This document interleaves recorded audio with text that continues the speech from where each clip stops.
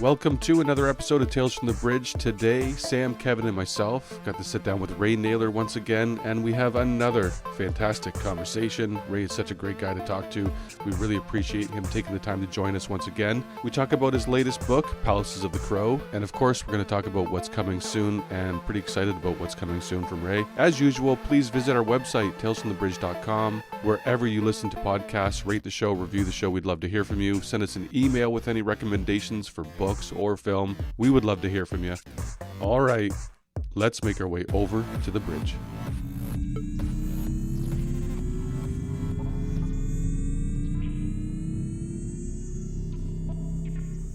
Ray Nayler is an American and Canadian writer whose work touches on the subjects of system theory, ecology, and questions of consciousness and intelligence. His first novel, The Mountain in the Sea, was the winner of the 2023 Locus Award for Best First Novel, as well as being a finalist for many other prestigious awards. Now, this is something to be proud of. The Mountain in the Sea was declared one of the best science fiction novels of all time by Esquire magazine. His latest novel, Palaces of the Crow, is a World War II historical fiction with a twist. Crows warning children of the threat of Germans, Russian deserters, Polish partisans, and fascist Lithuanian police. Palaces of the Crow is available everywhere now, and I'm really looking forward to talking about it. Ray, welcome to the bridge. Hey, great to see you, Tristan, and Sam and Kevin as well. We're very happy to have you back. And listeners, if you did not catch our first episode with Ray from last year, go check it out. We touched on some awesome stuff. So we're very happy to have Ray back today.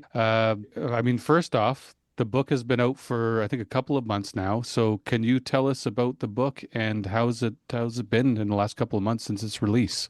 Oh, I mean, I've had so much stuff going on in my in my life that I feel like the book release is just one of many things. In the period between May 19th and June 19th, I went to France to do a book tour for Where the Axe is Buried. Did the book tour here for Palaces of the Crow, which was Boulder and then Seattle and then Boston. And then I defended my PhD thesis. And then I went to New York for the next part of the book tour. And then I did a keynote speech at the MoMA for a biodesign conference. And then I swung back around, came back to DC, and our daughter was born a couple days Holy, later. that's So unbelievable. You're a busy it guy. was a crazy month. Yeah, I also congratulations turned on all the 50. things there. That's a lot. Yeah. And you turned 50. Wow. Yes. So it was wild. It was probably the busiest month of my life, and I feel like for that reason, it's hard for me to even say, how the book has been doing. I think it's been doing really well in reviews, which is great. It's gotten a lot of nice positive reviews. I think people are struggling a bit on how to pigeonhole this book properly. I've heard it called a lot of different things, not of which I think are entirely accurate, but that's okay too. I think it's good. It's a good sign if a book is difficult for people to categorize in some ways, right? It means that it's doing something that's more original, maybe. Hopefully, that's what it means. But yeah, I think it's been good. The last 5 weeks, I've just also been so like sleep deprived, given that we've got a newborn in the house, that it keeps you from worrying much about anything else. So that's good. I should just have a kid for with every book. That way, I won't Keeps think things about in them. perspective, right? It Yes. keeps you grounded. Exactly. Can you tell us about Palaces of the Crow? And because I'm sure there's a Sure. lot of folks that have not got into it yet. So what are Mhm. we getting ourselves into? So Palaces of the Crow is set in Lithuania on the Eastern Front, um, before, during, and after World War II, with the main part of it being during World War II. And it follows four characters as they basically try to survive the war in the Lithuanian forest, with some assistance from a flock of crows that may be more intelligent than crows already are. As we know, crows are already pretty intelligent. So, one of my readers said it's like an analog mountain in the sea. And I thought that's a pretty good way of putting it. Because again, it's an exploration of animal intelligence. And for me, the book more than anything is about how this group of kids and these animals kind of come together to survive a really nasty situation, right? And it's about sort of mutual care, and that's the for me the theme, which is usually the most important part for me of a book, is the theme, and then everything else coalesces around that somehow. And the theme of this book is really about that mutual aid and care that allowed a lot of people to get through World War II and many other difficult times. Like it's such an original idea. Like what was the genesis of that? You know, I I've read a lot. So I was a Peace Corps volunteer in Turkmenistan 2003 to 2005, where I learned Russian. And Mhm. then I worked a lot in the countries of the former Soviet Union in Central Asia, and then in the Caucasus, in Russia itself as well, and then later in former communist countries in the Balkans.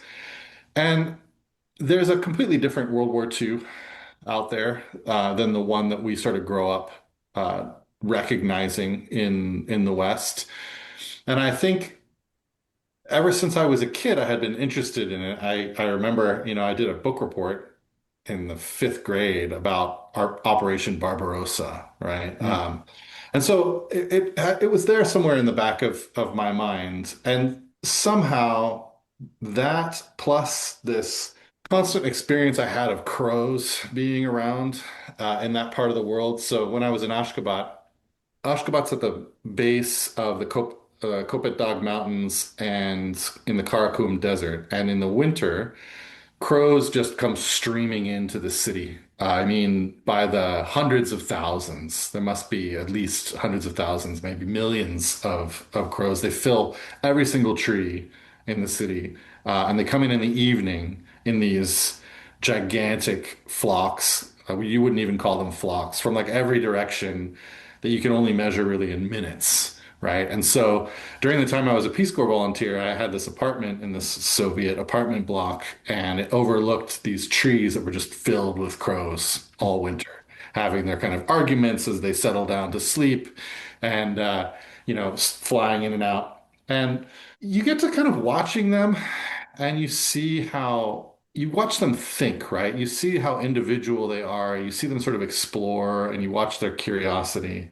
And it's hard not to get kind of, attached to them and think a little bit about what might be going on in their minds. But then, so generally, there's that experience and to kind of tying those things together, that part of the world and crows. And then when I lived in Kosovo, Kosovo also has this enormous corvid population. So there's crows and rooks and ravens. There are jackdaws and magpies. And we lived in this house that was a couple of streets down from this park where during the day they would stay, and then they would fly over our house to go to another park in the evening. And you could see them, for just minutes on end, right, flying over the house past our picture window. So I think they just sort of stuck in my mind, and somehow, in that way that it just kind of happens when you're a writer, I think these two ideas ended up kind of attached to one another, and I started thinking about them in this way. Part of the book is also kind of a book within a book that takes place is written by someone who survived the pogroms that occurred after World War I in the Pale of Settlement in the Russian Empire. And I wanted to explore this kind of intergenerational care. There's some ways in which the things he does with the crows at that time are picked up by them and maybe reflected back on people later. So kind of exploring the way that that thread of history works and some other things. But I think one of the differences in it that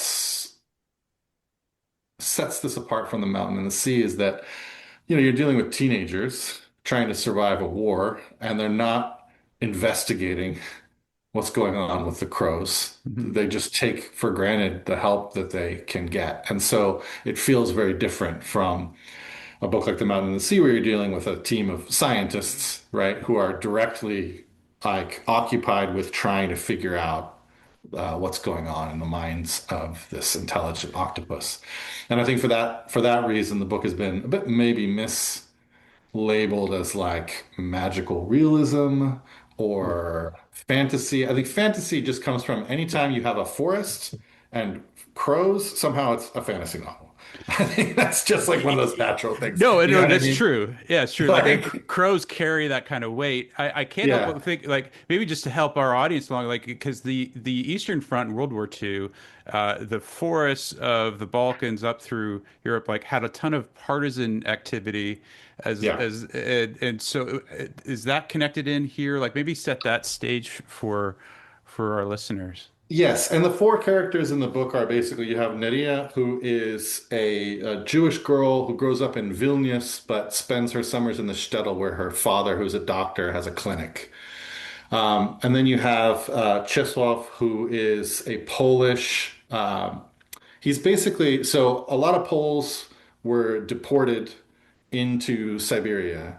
And he is the son of deportees. His father and his grandfather are taken away to the camps. And in order not to be sent to camps himself, he basically joins the Red Army at 14, pretending to be older than he is. So he's the second character.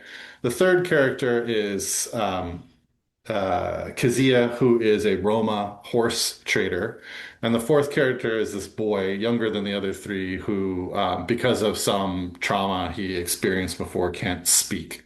And so the four of them are in this kind of what's called a zimlyanka. It's like a dugout sort of shelter in the forest, trying to survive the war. And Neria has had this relationship with this flock of crows in the shtetl because she's a young girl who wants to be a biologist, is really interested in birds and really interested in particularly in these crows that visit her in the mornings and bring her gifts and she plays games with them. And so that's kind of how the relationship begins. But this Eastern Front is incredibly complicated, right? Because when I say that we are that the book takes place in Lithuania, it's a bit of a shorthand, right?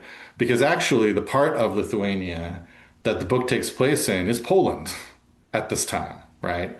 And those borders change several times in the 1930s. So Vilnius actually belongs to a northern part of Poland at this point. So Neria doesn't think of herself as a Lithuanian, right? And the Lithuanian population are mostly rural peasants. The Poles live in Vilnius and in the cities, and the Jews mostly live in the cities and then in the shtetl, right? And Vilnius has a huge Jewish population as well at the time. It's about a third Jewish. It was about a half Jewish before the pogroms after World War One, and it's called the Jerusalem of the North, right, by many of the people in the Pale of Settlement. So it's a very complex area. At the time that the book opens up, this part of Poland has been occupied by the Red Army, right, in the Molotov-Ribbentrop Pact. And so it's under Soviet occupation when the German army comes crashing in June of 1941. But yeah, technically it isn't even Lithuania, although later in the book, which the part of the book that takes place in the 70s occurs in the Lithuanian Soviet Socialist Republic, which is formed out of that area. So we've all heard the term write what you know. I've read your two other books, and I don't know which one you know more, but it sounds like right now, Palaces of the Crow, you know more because you actually spent so much time in Eastern Europe. So were you waiting to write this story? Because it almost sounds like this would be something that you would write first, being so familiar with that part of the world. Yeah, I mean it's interesting you should say that because actually I feel like this is the book that I was the most careful in my research about and the most sort of would you say like I was just very cautious about writing about this part of the world because we talk about complexity, right? Like I do know a ton about Russia, the Soviet experience in World War II, the Soviet Union in general, a lot about Eastern Europe, but this is the first book where, for example, I don't know the languages, all of them, right? And I don't speak Yiddish, right? I don't speak Lithuanian. I don't speak Polish. I speak Russian. And so, it was a lot of very careful research. And I think maybe the key as a writer is it's not that you write what you know, it's that you start with what you know, and then you kind of very carefully and very methodically, in my case, extend your knowledge outwards slightly beyond what you knew. Because for me, writing is really about curiosity, right? It's this kind of scaffolding that you build around curiosity. And so I kind of write what I want to know more about, right? If I want to have an excuse to do my homework and explore a topic that I might be familiar with much deeper, then writing a book about it is a really good way to do it, right? And so I entered into this knowing I would have to do a lot of research. I traveled to Lithuania. I was, on my hands and knees in a forest, clearing, photographing every single plant, so that I could make sure that I identified all of them properly in the book. I, visited every museum, every remnant, every trace I could find of World War II in the area. I read lots of memoirs of partisans who survived World War II. So it's interesting you should say that, and now it kind of makes sense to me. But in another way, I feel like this one felt the most demanding of like rigorous research. Maybe also because this is set in the past, and I think if you're setting something in a time when people were really alive, you need to be really, really even more careful with the research that you do and the way that you present those lives, right? Even if the characters in the book are not real people, this is an area, these are woods where real people fought and died and, struggled to survive. This is a place where things really happened, and you don't want to misrepresent what happened. Yeah, that misrepresentation I could see being an issue, and you also know enough to know what you don't know, and that could then Yeah. therefore realize just how much research is needed. Just going back to your theme around mutual care, which I think is really interesting. Certainly, I could see how that time frame and that area would require a lot of mutual care just for survival, just for getting through it. But can we explore that a bit with the crows? Just from an interspecies perspective, often we see mutual care around humans helping animals, but why use the crows and bring it back to that theme, if it makes sense? I read an interesting book while doing the research for this novel called The Parrot in the Mirror. And what this book pointed out was something I'd never really thought about, and that's that birds actually arrived at some of the solutions that human beings would come up with millions of years before we did. One of those was living in large, peaceful groups. So, unlike other great apes, right, human beings can live in really large societies. Great apes can only max out at about 20 to 30 individuals in a group before it starts to fragment. And they have when they encounter other groups of apes, those encounters are usually pretty hostile, right? Human beings, on the other hand, can exist in cities of hundreds of thousands, millions of individuals. That's because, and it almost feels ironic to say this in a time like ours where we're experiencing so much conflict, right, around the world, but we actually are an extremely peaceful species that largely functions through cooperation with other human beings practically all the time. And one example that I kind of give of this is think about um, commuting, right? And traffic and the way that driving a car works. We tend to think about driving a car as this kind of individual act, but actually driving a car is this enormous orchestra of mutual cooperation, right? And you can actually see how much it depends on mutual cooperation because the mutual cooperation is invisible. And it's only the hostile interactions that occur every once in a while when someone violates the norms of mutual cooperation that are visible to anyone, right? That time when someone cuts you off or, does something obnoxious to the system. And the system is thousands and thousands of people cooperating to get where they need to go, right? They're not just following the traffic laws, they're actually trying to anticipate the needs of other people, where other people are going to go, what they're going to do, slot themselves into this sort of flow. So that's a good example. But birds have been doing this for millions and millions of years before we were, living in these enormous and really very non-violent groups, right? Groups with a very low level of violence. And the author of The Parrot in the Mirror points out, for example, that if you put 300 chimpanzees on a Boeing 747 and you flew it across the continent, like none of those chimpanzees would end up on the other side of the continent with all of their fingers, toes, and eyes, right? That like this is like these guys cannot be in that kind of close quarters. Now, if you took 300 parrots, right? Or 300 crows and you put them in a 747 and you flew them across the continent, they'd all be fine on the other side. There's really very low level of violence. So that's sort of one thing.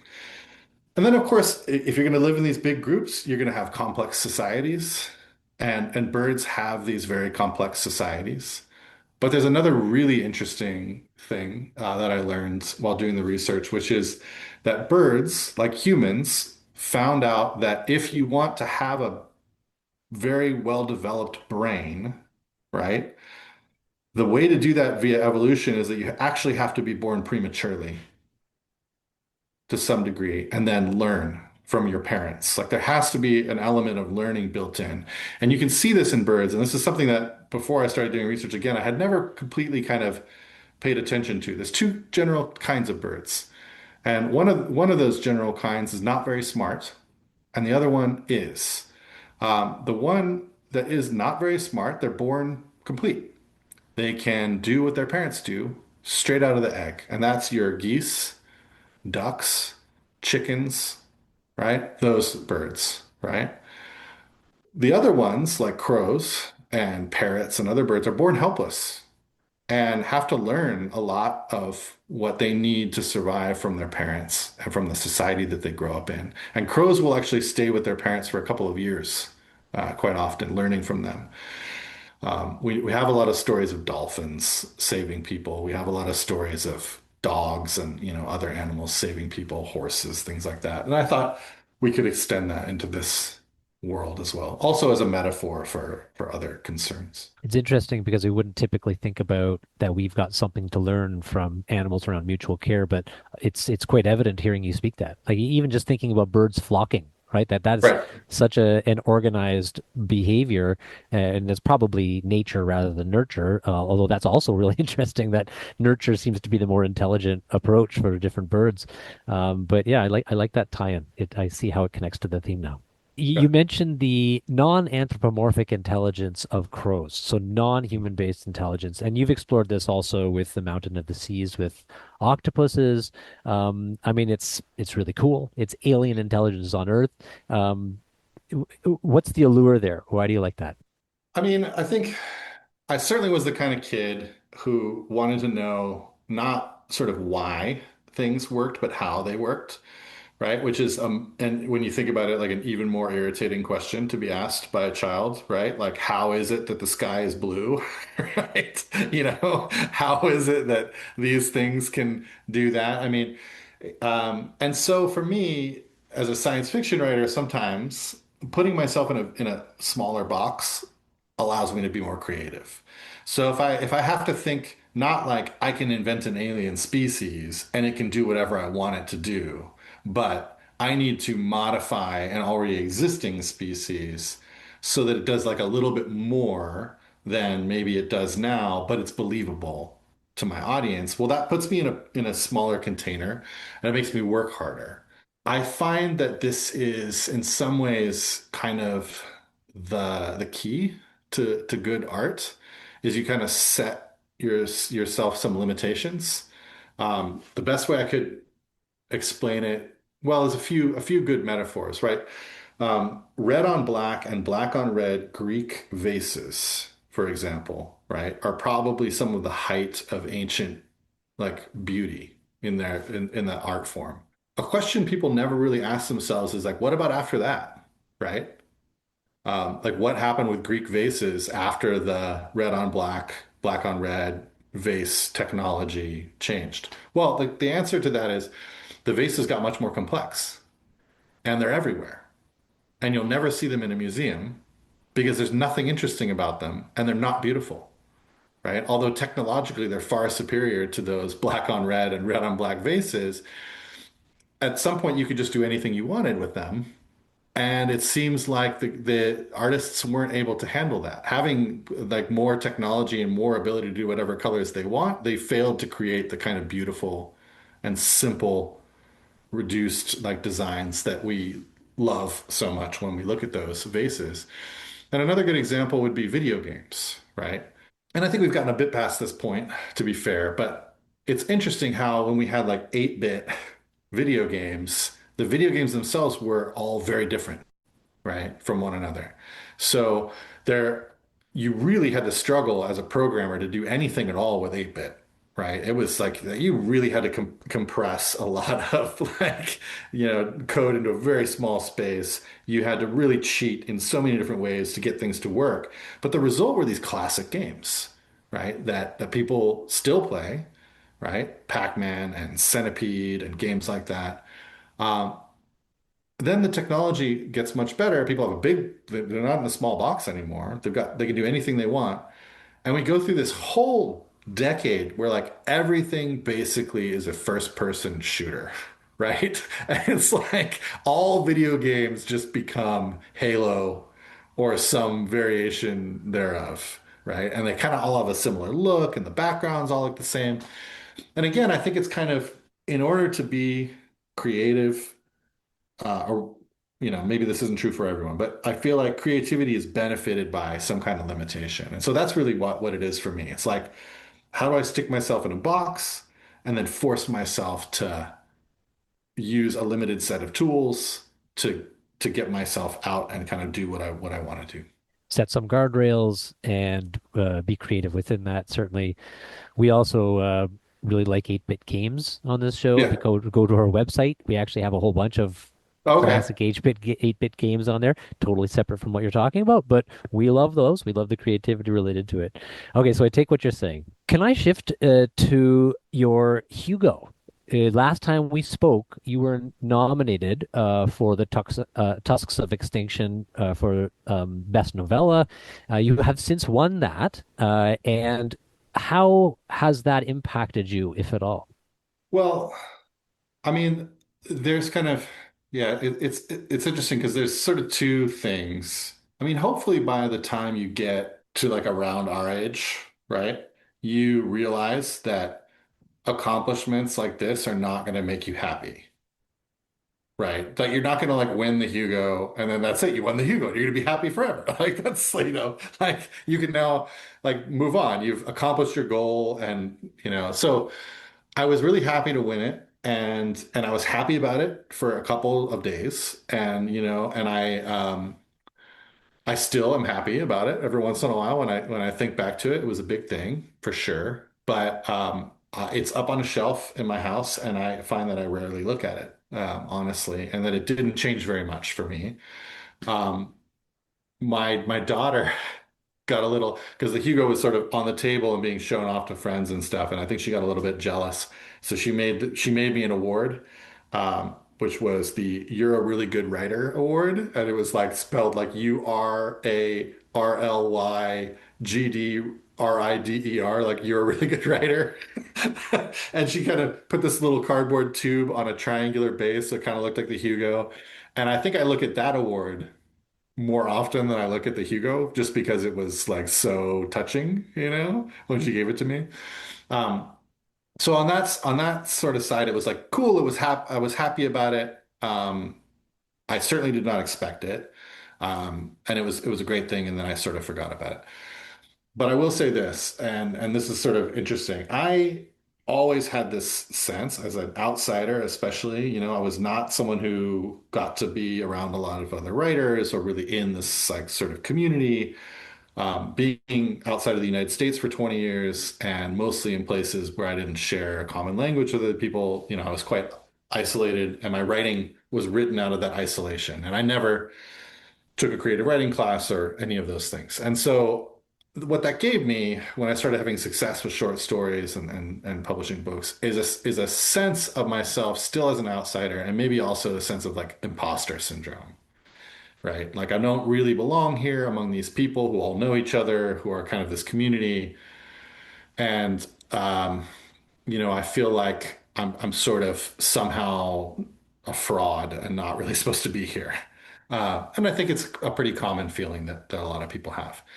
And when I won the Hugo, the very moment that I heard the Tusks of Extinction, and I never heard my name, I still don't remember them actually saying my name because I think I just something like some synapses stopped firing properly in my brain at that moment.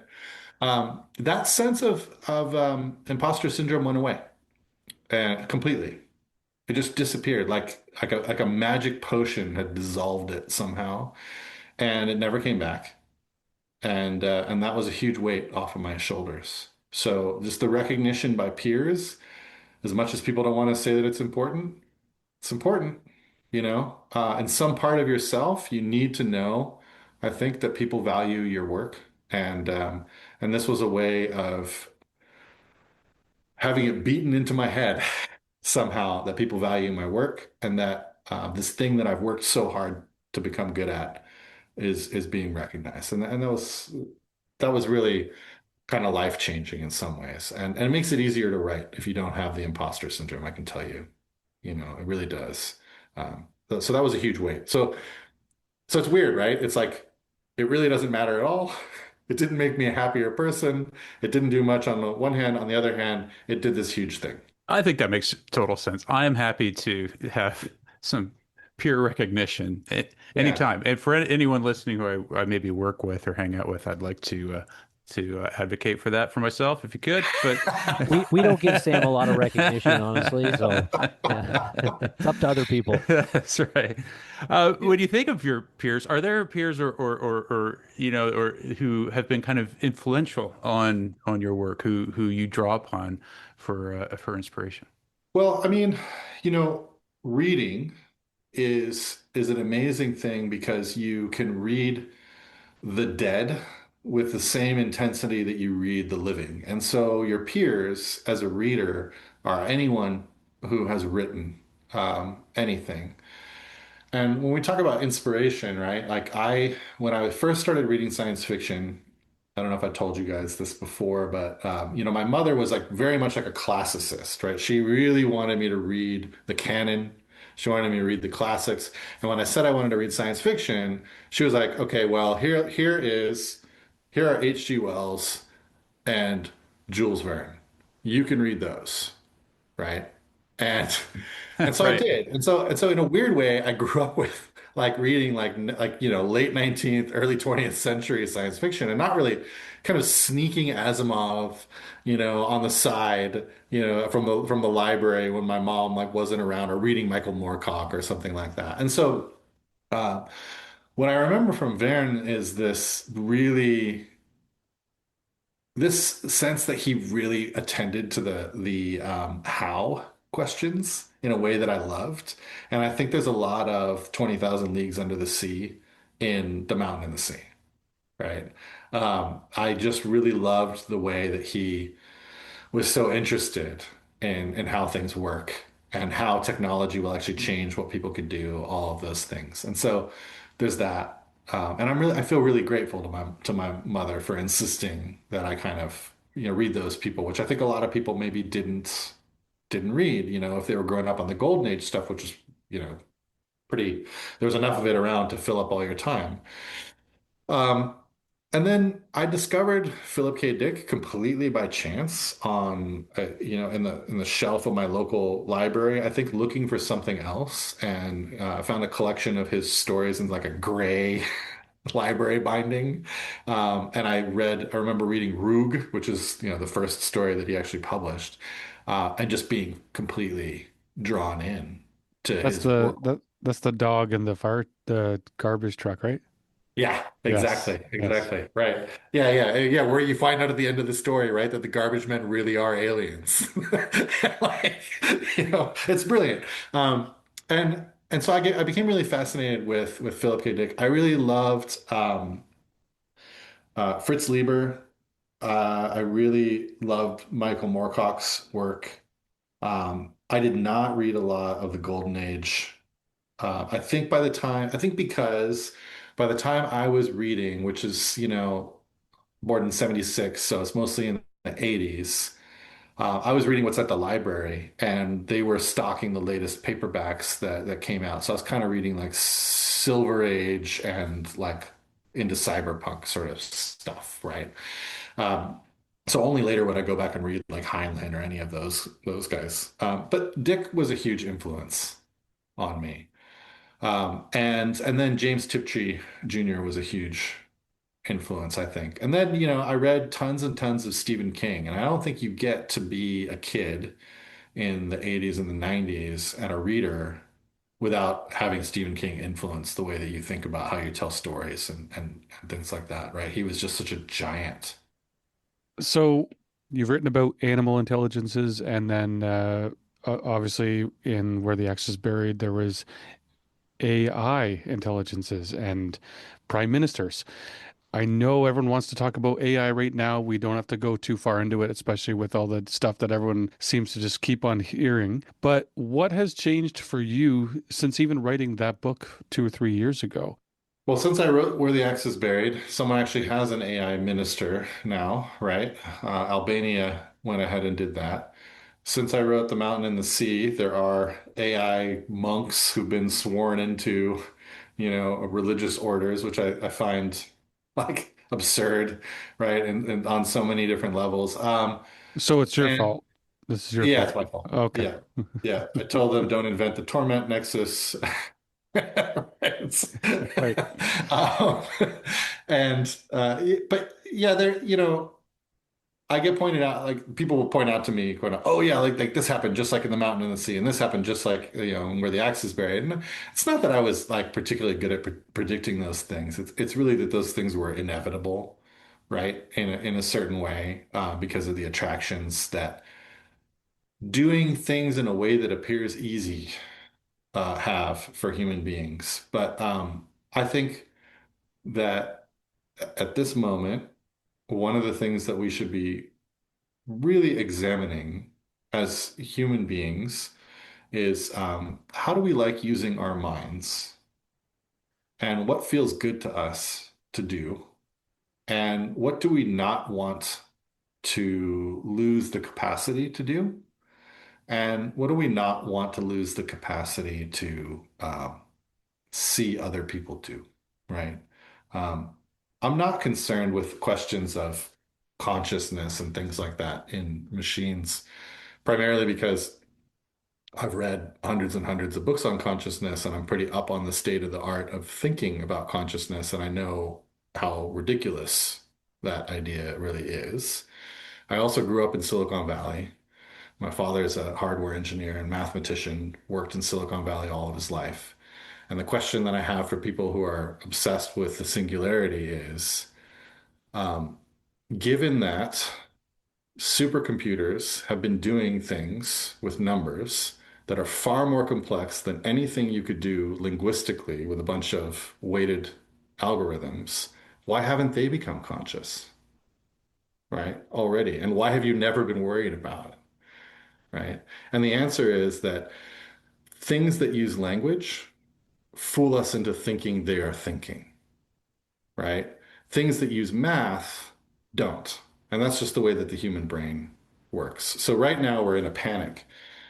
But if we were really in a panic about logical constructs, right, which is what we're talking about, suddenly becoming conscious because they're capable of massively computing logical chains, right, and reassembling massive amounts of data, well, that's something we should have been worried about starting right after World War II, right? Um, so I'm not worried about that stuff. But what I'm really worried about is uh, the corporations that control AI not not achieving some kind of perfect world for themselves in which AI can just do everything, but instead achieving what has always been achieved by mass production, which is creating consumers willing to accept the product that you produce as being a good product. And you're talking about the disciplines or the professions, but even just everyday cognitive thinking, like the Yeah. cognitive outsourcing that happens. And you said you're worried about what people lose the ability to do. It's not only occupations. It's just general critical thinking, or Yeah. that's a real risk. And I agree with you. That's the thing that scares me the most as well. Yeah, I see these. So I get PDFs of articles that I want to read. So I do a lot of article reading for research, right? Like scientific articles about different things. And now there's this AI that appears at the top of the PDF that says, "Oh, this looks really long. Why don't you save time with an AI summary?" And I'm thinking like, or why don't I actually get smarter on this topic by reading the 30 pages, right? Because what you take from me by giving me the AI summary is the ability that the amazing thing that happens when the human brain absorbs in-depth knowledge about something and creates its own summary, right? And connects that to everything else it's learned. So, yeah, it's like you're talking about cognitive offloading, right? I think that's the term that they're using. And I think it's incredibly dangerous, right? And I think a lot of people have made the point that the rulers of the future will be people who only use a notebook and a pencil, and everyone else will basically be a drone, right? Because there will be people who can think critically, who manage to stay away from letting machines think for them, and there will be everyone else. I mean, I think that's a little bit extreme, but I can definitely see the erosion. We already see the erosion of like people who just have not read a book on a topic, right? And just fundamentally don't understand it, but think they have knowledge because they read a Wikipedia article, right, on it. And you're like, you can't understand this from a Wikipedia article. Even though that was human produced, you still can't just read 5 pages about this and know. Like you need to read 50 books. And I'm sorry, but that takes time. And you have a bit of perspective on this, having just defended your PhD dissertation. What was that all about, by the way? What was your PhD all about? So this is um, an interesting exercise because my PhD was about, and you can find I on my website, I put up an article called Biorealism is the New Realism. And this is basically a non-academic summary of what my PhD is about. It was written for the introduction to a bunch of eco sort of sci-fi for an anthology coming out in Slovakia.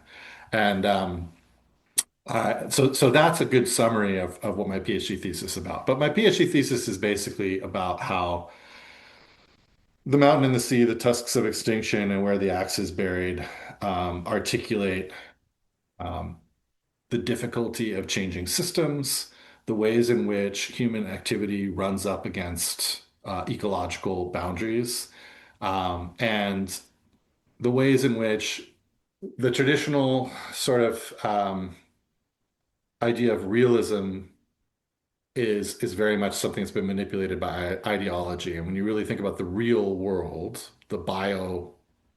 like the biome that we live in, the ecologies that we live in, when people say realism, that's not what they're talking about.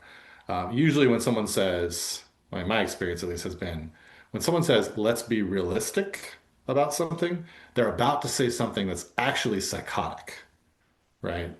Um, something that suggests that like nations are just naturally prone to like dominance and war, that the like economy will right itself, right? Because you failed to understand what the invisible hand was actually like referring to, right? And what kind of economies we were talking about. I mean, this kind of thing. And so, yeah, the PhD thesis is about how to attend to human life in a real world. Can I read a quick quote from that? Sure. He said, "Put simply, biorealism is the recognition that human culture and human consciousness are inseparable from the ecological systems which sustain all life," which I think is a neat quote, and very interesting for anybody who's interested. This is on raynayler.net on his website.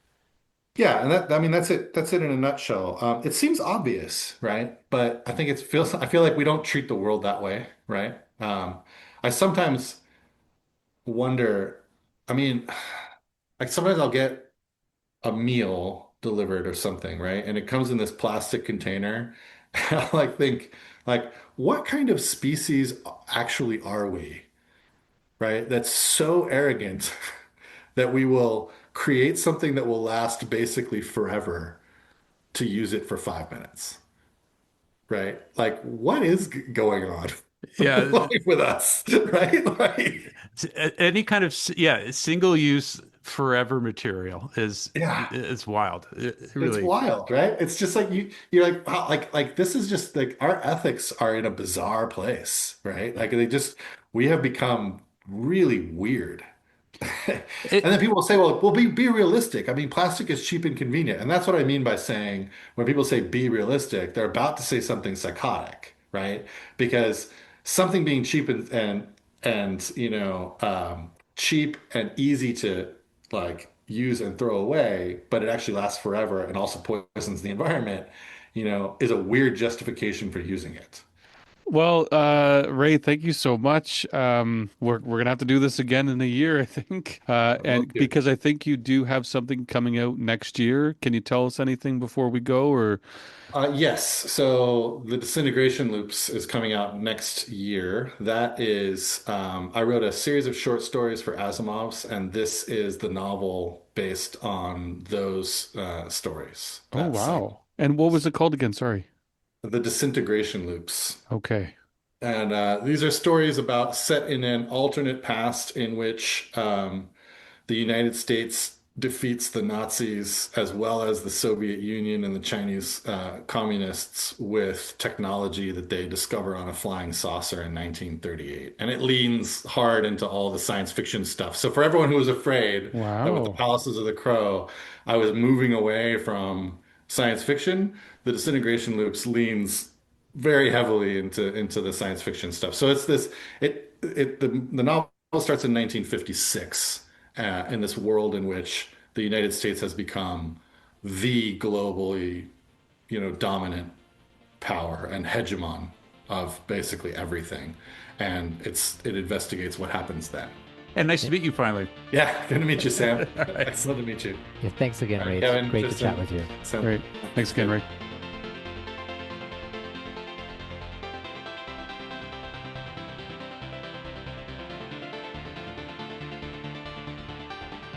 Thank you, Ray, for joining us. That was a lot of fun. Thank you, listeners, for joining us once again. We very much appreciate you. Lots more to come from Tales from the Bridge in the future. We've got some more book episodes and film episodes, more interviews. Thanks for listening to Tales from the Bridge. Until next time.